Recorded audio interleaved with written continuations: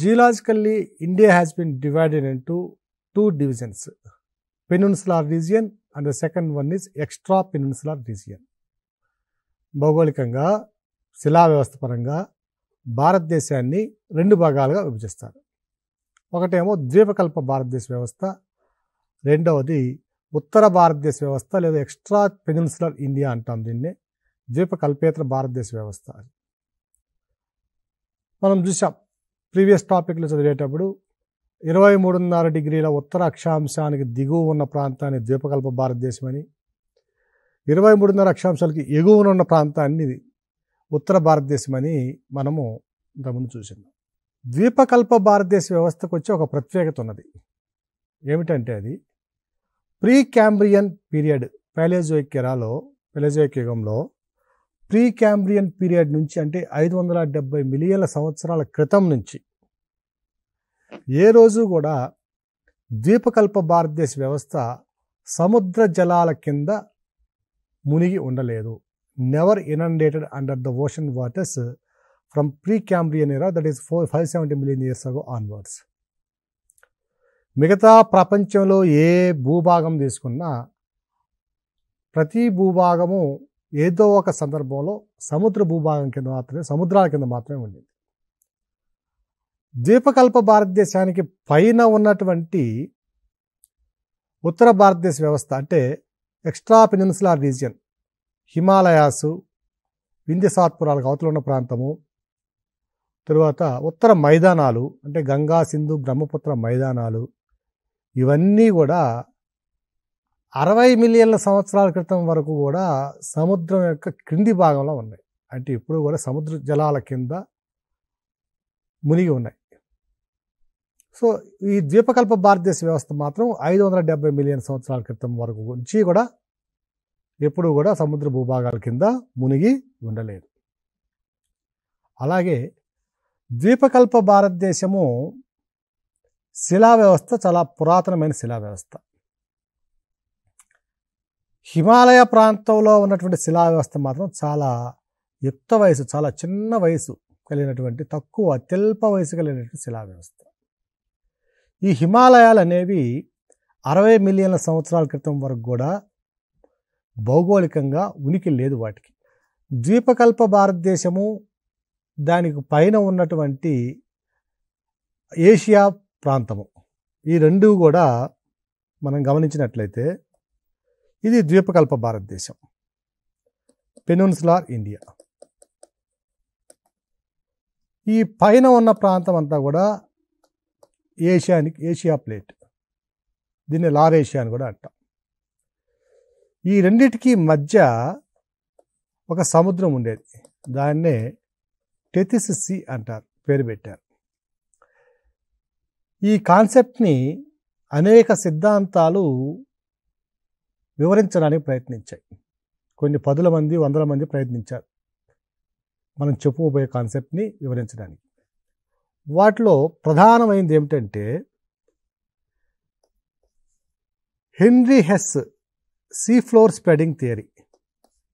Henry Hess sea floor spreading theory, సముద్ర భూతల వ్యాప్తి సిద్ధాంతం ఒకటి. ఆల్ఫ్రెడ్ వెజనర్, ఇది ఇంతకుముందు సివిల్స్లో బిట్టు, ఫిలిమ్స్లో కూడా బిట్ అండి. ఖండచలన సిద్ధాంతం ఒకటి. దీని యొక్క ఇంతకుముందు గ్రూప్ 1 ఫిలిమ్స్లో వచ్చిన బిట్ అండి ఇది. ఖండచలన సిద్ధాంతాన్ని ప్రతిపాదించింది ఎవరు క్రింది వాళ్ళు అన్నారు, ఆల్ఫ్రెడ్ వెజనరు. ఆల్ఫ్రెడ్ వెజనర్స్ ఖండచలన సిద్ధాంతం కన్నా continental drift theory of Alfred Wegener. మూడవది ప్లేట్ టెక్టానిక్ థియరీ.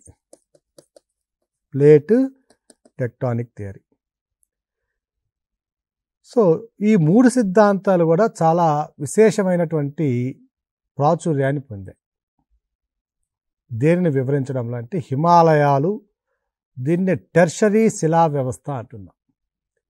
ఈ టెర్షరీ శిలా వ్యవస్థని ఆవిర్భావము, వాటి యొక్క విస్తృతిని వివరించడంలో ఈ 3 సిద్ధాంతాలు విశేషమైనటువంటి ప్రాచుర్యాన్ని పొందాయి. ఈ ప్లేట్ టెక్టానిక్ సిద్ధాంతాన్ని ప్రతిపాదించిన వ్యక్తి WJ Morgan. W.J. Morgan's plate tectonic theory, Alfred Wegener's continental drift theory, and Henry Hairy Hess seafloor spreading theory.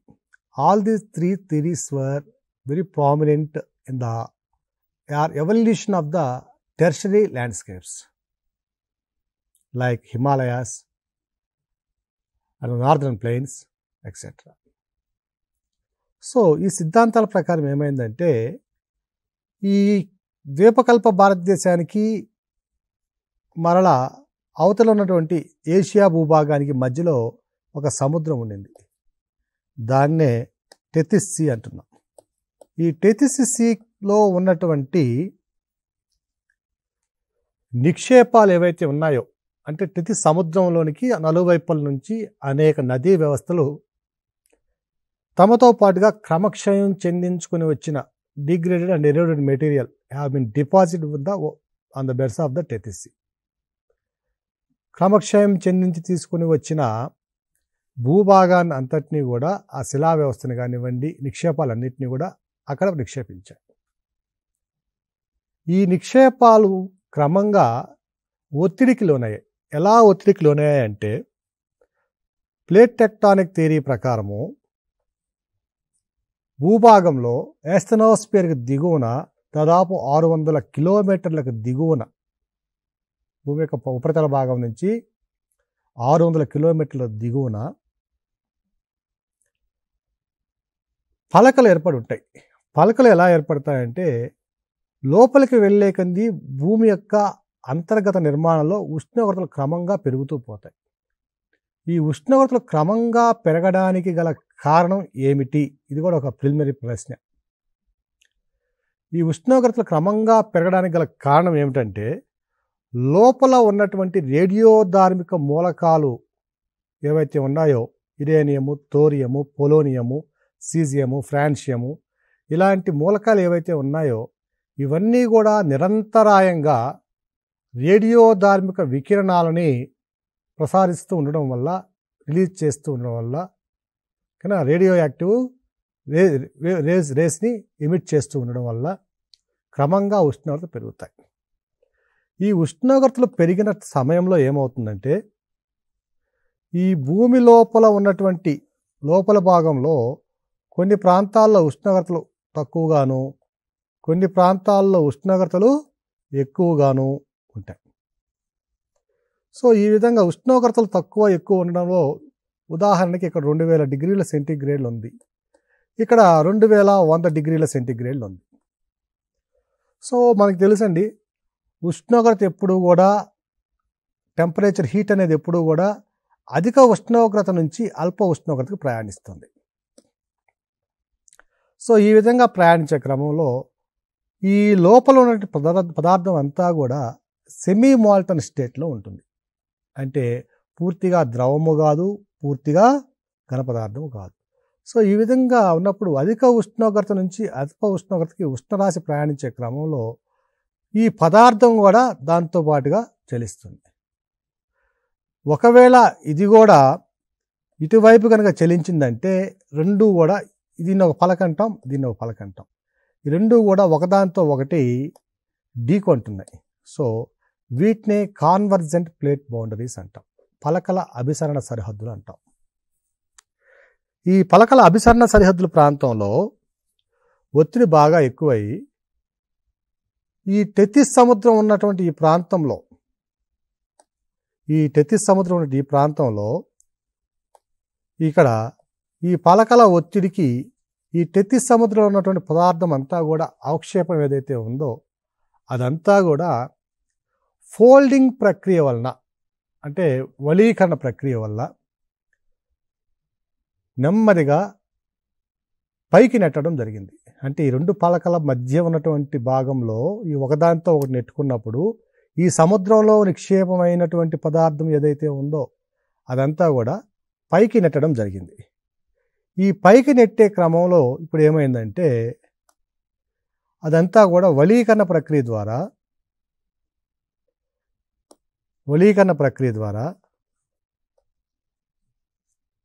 ఈ ప్రాంతంలో ఇక్కడ పైకి నెట్టబడినవన్నీ కూడా హిమాలయ పర్వతాలుగా ఆవిర్భవించాయి. వీటిని గ్రేటర్ హిమాలయాస్ అని, మిడిల్ హిమాలయాస్ అని, ఔటర్ హిమాలయాస్ అని దీని యొక్క డిస్క్రిప్షన్ మరలా చూస్తాం. సో ఈ ప్రక్రియ ఎప్పుడు ప్రారంభమైందంటే 60 మిలియన్ల సంవత్సరాల క్రితం ప్రారంభమైన ప్రక్రియ. ఈ 60 మిలియన్ల సంవత్సరాల క్రితం ప్రారంభమైనటువంటి ఈ ప్రక్రియ ద్వారా ఒకరోజుతో ఆగిపోయి జరిగినటువంటి ప్రక్రియ కాదండి. ఇది అనేక మిలియన్ల సంవత్సరాల దాదాపు 1.7 మిలియన్ల సంవత్సరాల క్రితం వరకు కూడా ఈ ప్రక్రియ సాగింది. ఈ ప్రక్రియ ద్వారా ఏమవుతుందంటే లోపల ఉన్నటువంటి టెథిస్సీలో ఉన్నటువంటి నిక్షేపాలు deposits have been uplifted in the form of mighty Himalayas. ఈ విధంగా ఏర్పడినటువంటి వీటి యొక్క వయసు చూస్తే గ్రేటర్ హిమాలయాస్ ఒక 60 మిలియన్ ఇయర్స్ క్రితం ఏర్పడితే మిడిల్ హిమాలయాస్ 40 to 45 కానీ లేదా 38 to 45 మిలియన్ ఇయర్స్ క్రితం కూడా ఏర్పడినాయి. ఇక శివాలిక్ పర్వతాలు ఒక 5 నుంచి 8 మిలియన్ల సంవత్సరాల మధ్యకాలంలో ఏర్పడినవి. ఇక 1.7 మిలియన్ల సంవత్సరాల క్రితం కూడా కొన్ని భూభాగాలు ఇక్కడ ఏర్పడినటువంటి ఆధారాలు ఉన్నాయి. సో మనం ద్వీపకల్ప భారతదేశం కనుక తీసుకున్నట్లయితే ద్వీపకల్ప భారతదేశంలో ఉన్నటువంటి శిలా వ్యవస్థ చాలా పురాతన శిలా వ్యవస్థ. ఇది వ్యవస్థ మరలా చూద్దాం. ఉత్తర భారతదేశంలో శిలా వ్యవస్థ చూసుకున్నట్లయితే దీని వయసు చాలా తక్కువ, కేవలం 60 మిలియన్ల సంవత్సరాల క్రితం ఏర్పడినటువంటి భూభాగాలు ఇవి. అంతకుముందంతా కూడా ఇక్కడ ఒక సముద్రం ఉండేది, టెథిస్ సముద్రం ఉండేది. కాబట్టి శిలా విన్యాసపరంగా చూసినా కూడా భారతదేశ భౌగోళికంగా చూసినప్పుడు దాని యొక్క వైవిధ్యం చాలా ఎక్కువ ఉంది. ద్వీపకల్ప భారతదేశం ఏమో చాలా పురాతనమైంది, ఉత్తర భారతదేశం చాలా యవ్వనమైంది. ఇంకా బాల్యదశలోనే ఉంది, యవ్వనం కూడా రాలేదు. కాబట్టి శిలా వైవిధ్యం కూడా భారతదేశంలో చాలా ఎక్కువనే మనము చెప్పుకోవాలి. అయితే వీటి యొక్క నిర్మాణం, శిలల యొక్క వయస్సు, వాటి యొక్క నిర్మాణం ఆధారంగా చేసుకొని మనకి టి హాలండ్ అనే ఒక director general of survey of India ఉన్నారు. 1904 సంవత్సరంలో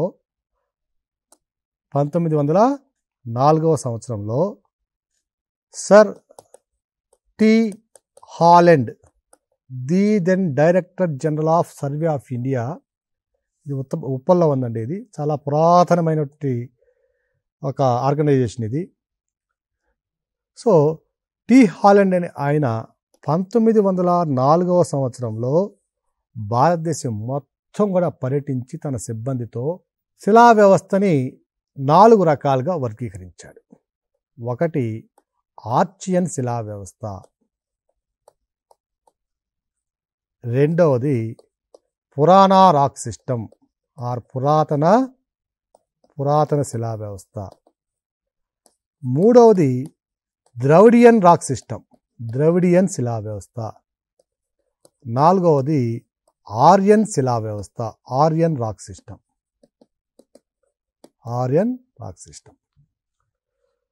సో టి హాలండ్ విభజించినటువంటి 4 శిలా వ్యవస్థలు దేన్ని ఆధారంగా చేసుకుని విభజించబడినాయంటే వాటి యొక్క వయస్సును ఆధారంగా చేసుకుని విభజించబడినాయి. ఆర్చియన్ ప్రతి శిలా వ్యవస్థను కూడా మరలా సబ్ గ్రూప్స్గా, ఉపవిభాగాలుగా విభజించడం కూడా జరిగింది. ఆర్చియన్ శిలా వ్యవస్థను మళ్ళా నంబర్ 1లో ఉన్నటువంటి ఆర్చియన్ శిలా వ్యవస్థని 2 రకాలుగా విభజించడం జరిగింది. Archean granite rock system, Archean granite gneiss system అని కూడా అంటారు దీన్ని. రెండవది ధార్వార్ శిలా వ్యవస్థ,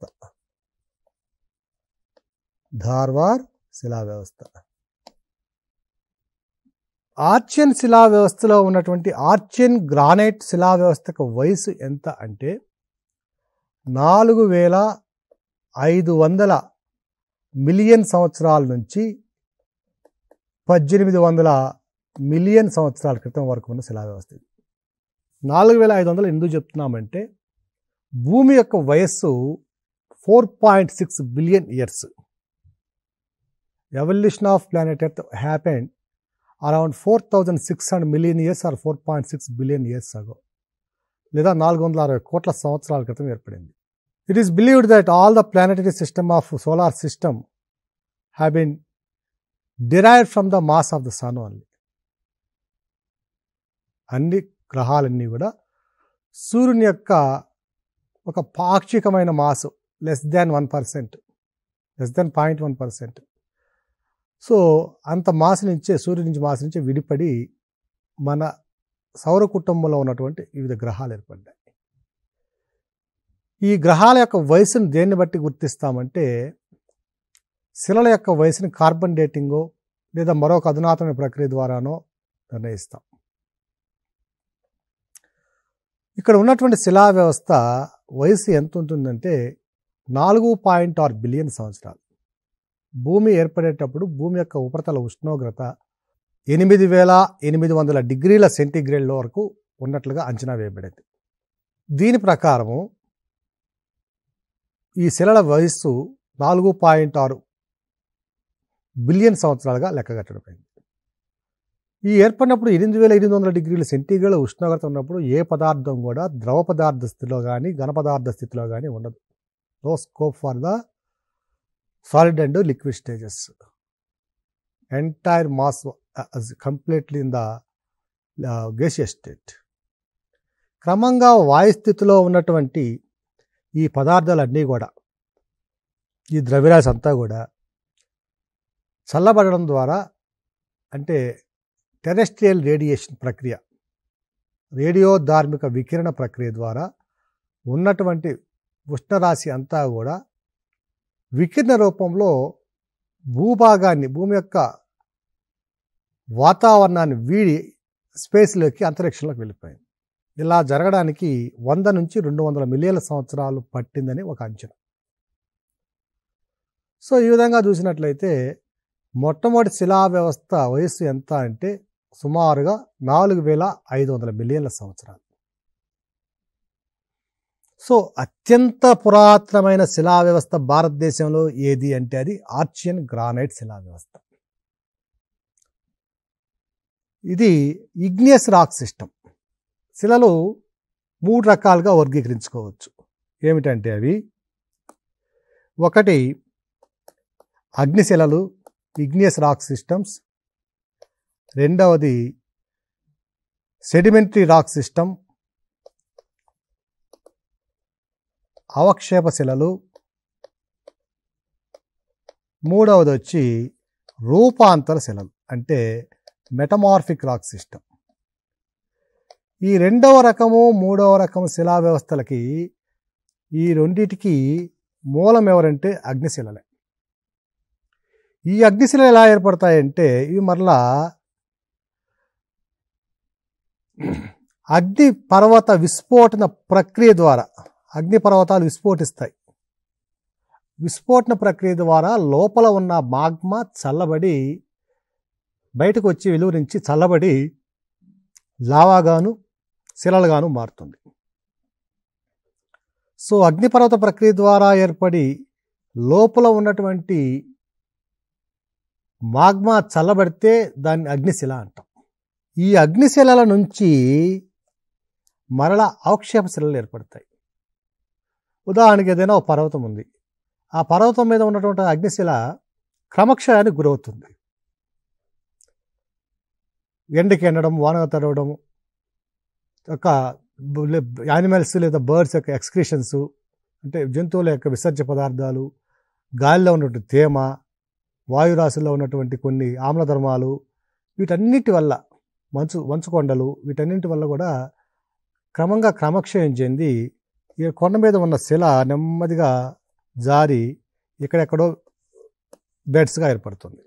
సో అవక్షేపణ ప్రక్రియ ద్వారా ఏర్పడినాయి కాబట్టి వీటిని అవక్షేప శిలలు అంటాం. సెడిమెంటరీ రాక్ సిస్టమ్ అంటాం.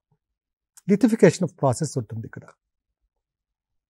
సో లిథిఫికేషన్ ప్రాసెస్ ద్వారా ఏర్పడిన సెడిమెంటరీ రాక్ సిస్టమ్ ఇది రెండవది. ఈ రాక్స్ మరలా ఏమవుతాయంటే, సెడిమెంటరీ రాక్ సిస్టమ్ కానీ మొదటిది కానీ రెండుది కానీ కొన్ని కెమికల్ రియాక్షన్స్కి లేదా ఫిజికల్ స్ట్రెసెస్కి గురవుతాయి.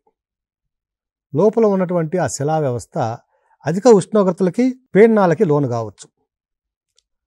అప్పుడు ఏమవుతుందంటే అగ్నిశిలలు కానివ్వండి, అవక్షేప శిలలు కానివ్వండి రూపాంతరం చెందుతాయి, మెటమార్ఫోజ్ అవుతాయి.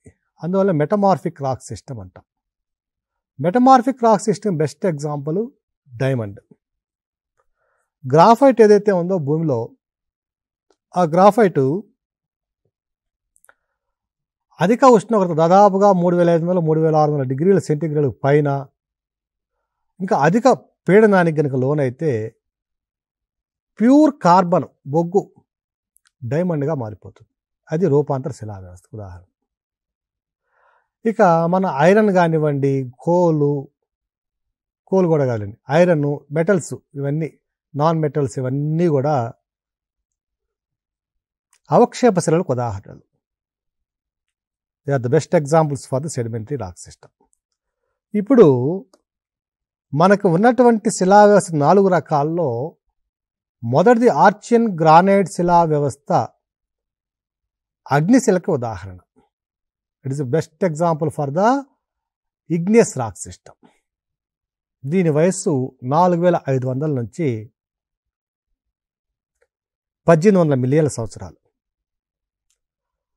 రెండవ శిలా వ్యవస్థ ధార్వార్ శిలా వ్యవస్థ. ఇది అత్యంత పురాతనమైన రూపాంతర మరియు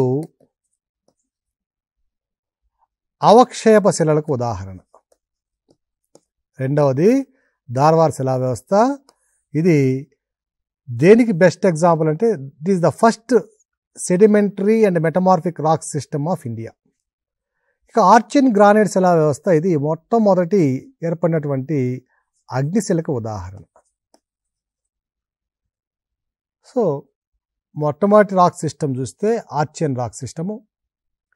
దీన్ని మరలా 2 రకాలుగా వర్గీకరించారు, Archean granite, Dharwar rock systems. ఈ ఆర్చియన్ గ్రానైట్కి ఎగ్జాంపుల్ ఏమిటంటే గ్రానైటు, నీసు, GNEISS, నీసు మొదలైనవి, మెగ్మటైటు, ఇలాంటివి ఆర్చియన్ గ్రానైట్ శిలా వ్యవస్థకు ఉదాహరణ. ఈ ఆర్చియన్ గ్రానైట్ శిలా వ్యవస్థలో ఎటువంటి శిలాజ నిక్షేపాలు కనపడవు, ఎటువంటి జీవజాతి ఆనవాళ్ళు కనపడవు ఇక్కడ. అలాగే ధార్వార్ శిలా వ్యవస్థలో కూడా దాదాపుగా శిలా వ్యవస్థలో కనపడవు. ఈ ధార్వార్ శిలా వ్యవస్థకు వయసు చూసినట్లయితే 1800 నుంచి 600 మిలియన్ సంవత్సరాలు ఉంటాయి. ఈ రెండింటి యొక్క ప్రత్యేకత ఏమిటంటే ఆర్చియన్ గ్రానైట్ శిలా వ్యవస్థ నిర్మాణ రంగంలో వాడే అత్యధిక విలువ కలిగినటువంటి గ్రానైట్ రాళ్ళు మొదలైన వాటిని అందిస్తుంది. దీంట్లో దాదాపుగా ఎటువంటి ఐరన్ నిక్షేపాలు కానీ, జంతు అవశేషాలు కానీ, లేదా ఇతర ఫెర్రస్ మినరల్స్ కానీ పెద్దగా లభించవు. ఇక రెండవ శిలా వ్యవస్థ ధార్వార్ శిలా వ్యవస్థ యొక్క ప్రత్యేకత ఏమిటంటే దీంట్లో ఎక్కువగా ఉండే పదార్థాలు అన్నీ కూడా ఫెర్రస్ మినరల్సే, అంటే ఇనుము సంబంధిత పదార్థాలు అధికంగా లభిస్తాయి. ఆర్చియన్ గ్రానైట్ శిలా వ్యవస్థలో అధికంగా ఏముంటుందంటే నిర్మాణ రంగానికి అవసరమైనటువంటి గ్రానైటు, నీసు మొదలైనటువంటి శిలా వ్యవస్థలు ఉంటాయి. ఇక్కడ మనం ఇంకొక ప్రత్యేకమైన విషయం ఏమిటంటే ద్వీపకల్ప భారతదేశం ఇంత గురించి చెప్పాం, డిస్కస్ చేసుకున్నాం దీని ముందరే. ద్వీపకల్ప భారతదేశం యొక్క శిలా వ్యవస్థ చాలా దృఢమైన శిలా వ్యవస్థ, అందులో పురాతనమైన శిలా వ్యవస్థ. ఉత్తర భారతదేశ లేదా హిమాలయ ప్రాంతం శిలా వ్యవస్థ ఎక్స్ట్రా పెనిన్సులర్ రాక్ సిస్టమ్ అనేది చాలా బలహీనమైనటువంటి శిలా వ్యవస్థ, అత్యంత చిన్న వయసు కలిగిన శిలా వ్యవస్థ అని నిర్ణయించుకున్నాం. దీనికి గల కారణం ఏమిటంటే భూపటలం అంటే సుమారు ఒక 17 కిలోమీటర్ల లోపల వరకు. ఈ భూపటలంలో ఉన్నటువంటి శిలా వ్యవస్థ ఆ భూభాగం యొక్క దృఢత్వాన్ని నిర్ణయిస్తుంది. ద్వీపకల్ప భారతదేశంలో ఉన్నటువంటి శిలా వ్యవస్థలో ఈ ఆర్చియన్ గ్రానైట్ శిలా వ్యవస్థ 3 భాగాల్లో 2 భాగాలు ఉంటుంది. సో ద్వీపకల్ప భారతదేశంలో ఉన్నటువంటి శిలా వ్యవస్థలో ఈ ప్రాంతంలో ఉన్నటువంటి శిలా వ్యవస్థలో 2/3 of the Earth's crust is covered with Archean rock system. భూపటలంలో 2/3 వంతు ఆర్చియన్ శిలా వ్యవస్థ ఉంది. అంటే ఆర్చియన్ శిలా వ్యవస్థ అంటే అగ్ని శిలా వ్యవస్థ, చాలా దృఢమైన శిలా వ్యవస్థ. ఇక పై భాగం ఇక్కడ ఉంది చూసారా, ఉత్తర భారతదేశ ప్రాంతంలో, ఈ ప్రాంతంలో 1/3 రాక్ సిస్టము మాత్రమే ఆర్చియన్ రాక్ సిస్టమ్. భూపటలంలో అర్త్ క్రస్ట్లో ద్వీపకల్ప భారతదేశంలో ఆర్చియన్ శిలా వ్యవస్థ 2/3 భాగాలు ఉంటే, 3/2 వంతులు ఉంటే, ద్వీపకల్ప భారతదేశం పైన ఉన్నటువంటి ఉత్తర భారతదేశంలో 3 భాగాలలో లేదా 3/1 వంతు మాత్రమే ఆర్చియన్ శిలా వ్యవస్థ ఉంది. ఈ ఆర్చియన్ శిలా వ్యవస్థ అనేది ఎలాంటిదంటే, మనిషికి వెన్నెముక ఎలాంటిదో భూపటలం మీద ఉన్నటువంటి భూస్వరూపాలను నిలిపి ఉంచడానికి అవసరమైనటువంటి శక్తిని, అవసరమైనటువంటి ధర్మాల్ని కలిగి ఉండే శిలా వ్యవస్థ ఇది. అటువంటిది.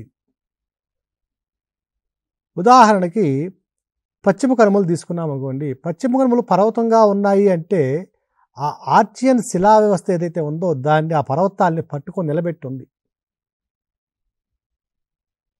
హిమాలయాలైనా ఈరోజు నిలబడి ఉన్నాయి అంటే దానికి కారణం ఏంటంటే అక్కడ ఆర్చియన్ శిలా వ్యవస్థ ఉండడం. సో ఈ ఆర్చియన్ శిలా వ్యవస్థ దేన్ని నిర్ణయిస్తుందంటే ఆ ప్రాంతంలో ఉన్నటువంటి దృఢత్వాన్ని నిర్ణయిస్తుంది. ద్వీపకల్ప భారతదేశంలో ఆర్చియన్ శిలా వ్యవస్థ ఎక్కువగా ఉండడం వల్ల ఈ ప్రాంతం దృఢంగా ఉంది. అందువల్లనే భూకంపాల తీవ్రత కూడా తక్కువగా ఉంటుంది. అదే హిమాలయ ప్రాంతాల్లో ఉన్నటువంటి శిలా వ్యవస్థను కనుక చూస్తే 3 భాగాలలో 3/1 వంతు మాత్రమే ఆర్చియన్ శిలా వ్యవస్థ ఉంది. కాబట్టి ఆ ప్రాంతంలో ఉన్నటువంటి భూపటలంలోని వివిధ భూస్వరూపాల యొక్క దృఢత్వం అనేది తక్కువగా ఉంటుంది. అందువల్లనే హిమాలయ ప్రాంతాలలో ఎక్కువగా ల్యాండ్ స్లైడ్స్, భూతాపాలు జరుగుతుంటాయి, భూపాతాలు. సో ల్యాండ్ స్లైడ్స్ ఎక్కువగా జరుగుతుంటాయి. ఇక మొత్తం హిమాలయ వ్యవస్థల అంతట్లో కూడా ప్రత్యేకంగా గుర్తుపెట్టుకోవాల్సిన అంశం ఇది. హిమాలయ వ్యవస్థ అంతా 3/1 వంతు అటు ఇటుగా, కొంత ఎక్కువ కొంత తక్కువగా ఆర్చియన్ శిలా వ్యవస్థ ఉన్నప్పటికీ సిక్కిం భూభాగంలో అసలు ఆర్చియన్ శిలా వ్యవస్థే లేదు అని శాస్త్రజ్ఞులు నిర్ణయించారు. అంటే హిమాలయ ప్రాంతాల్లో ఏదైనా భూకంపం సంభవిస్తే అధికంగా సిక్కింలో నష్టం జరగడానికి అవకాశం ఉంది. దీనికి గల కారణం ఏంటంటే దృఢమైనటువంటి అగ్నిశిలా వ్యవస్థ అక్కడ ఆబ్సెంట్ లేదు. సో హిమాలయాల్లోని సిక్కిం ప్రాంతాల్లో భూకంపాల యొక్క ప్రభావం అధికంగా ఉండడానికి గల కారణం ఏమిటి, లేదా భూకంపాల ద్వారా జరిగే నష్టం అధికంగా ఉండడానికి గల కారణం ఏమిటి అని అంటే, దానికి గల కారణం ఏమిటంటే ఈ ప్రాంతంలో ఆర్చియన్ శిలా వ్యవస్థ లేకపోవడం. సో ఆర్చియన్ శిలా వ్యవస్థ అనేది ఏ ప్రాంతానికైనా, ఏ భూపటలానికైనా, ఏ భూభాగం యొక్క భౌగోళిక స్వరూపానికైనా వెన్నెముక లాంటిది. సో అలాంటి వెన్నెముక అధికంగా అభివృద్ధి చెందింది ద్వీపకల్ప భారతదేశంలో. కాబట్టి మనకి ద్వీపకల్ప భారతదేశంలో భూకంపాల తీవ్రత తక్కువగా ఉండడానికి ఒక కారణం. అదే హిమాలయ వ్యవస్థలో ద్వీపకల్ప భారతదేశం కంటే ఎక్కువగా భూకంపాలు సంభవిస్తాయి. జమ్మూ అండ్ కాశ్మీరు, ఉత్తరాఖండ్, తర్వాత సిక్కిము, నేపాల్, భూటాన్ ఈ ప్రాంతాలలో భూకంపాలు అధికంగా ఉండడానికి గల కారణం ఏమిటంటే పలక విరూపణ సిద్ధాంతం ప్రకారము ఇవి రెండు ఎక్కడున్నాయంటే పలకల సరిహద్దు ప్రాంతంలో ఉన్నాయి. పలకల సరిహద్దు ప్రాంతంలో ఉన్నాయి. ఈ పలకల సరిహద్దు ఉన్నటువంటి ప్రాంతం కాబట్టి ఇంతకుముందు చూసామండి. సో ఈ ప్రాంతం రెండు కూడా ఒకదాంతో ఢీకొంటూ ఉండడం వల్ల ఆవిర్భవించిన హిమాలయాలు. సో పలకల సరిహద్దు ప్రాంతంలో ఉండడం వల్ల భూభాగాలు అటు ఇటుగా కదలడానికి అవకాశం ఎక్కువగా ఉన్న ప్రాంతం కాబట్టి ఈ ప్రాంతంలో మనకి భూకంపాల తీవ్రత అధికంగా ఉంటుంది. So next